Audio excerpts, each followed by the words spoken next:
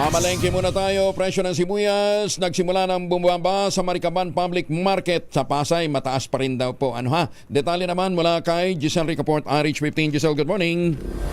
Good morning, Kuyang Angel. Nagsimula ng maramdaman ng mga mamimili ang pagbaba ng presyo ng sibuyas dito sa Maricaban Public Market sa lungsod ng Pasay. 30 pesos lang minura ng kada kilo ng pulang sibuyas na 170 ngayon mula sa 200 kada kilo sa mga nakalipas na araw.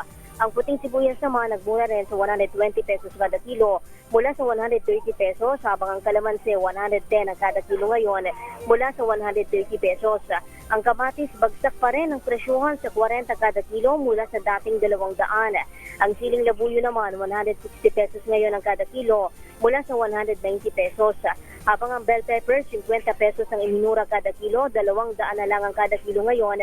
Habang ang patatas 130 pesos ang kada kilo mula sa 150 pesos kada kilo noon.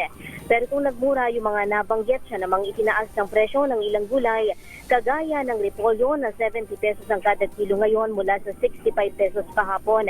Ang bagyo din tumaas din ng 10 piso, 130 pesos ang kada kilo ngayon, habang ang presyo ay bagyo 80 pesos mula sa 75 pesos kada kilo.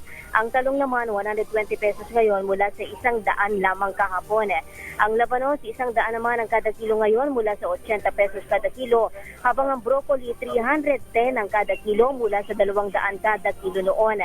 Ang chicharo naman 210 ngayon mula sa 190 pesos kada kilo, habang ang pipino 10 piso ang iminahal, 80 ngayon ang kada kilo, habang ang patola 85 pesos mula sa 80 kahapon. Ang bawang naman nakapako sa 170 pesos kada kilo, gayon din ang luya na mabibili sa 180 pesos. Ang kangkong 15 pa rin ang kada tali dahil nagmahal daw sa 120 pesos yung kada bundle mula sa 80 noon. Ang talbos at malunggay nakapako rin sa 10 piso ang kada tali ang presyuhan. Ito si Giselle Ricaport para sa Deezer H1 sa Pilipinas, una sa Pilipino. Maraming salamat, Giselle.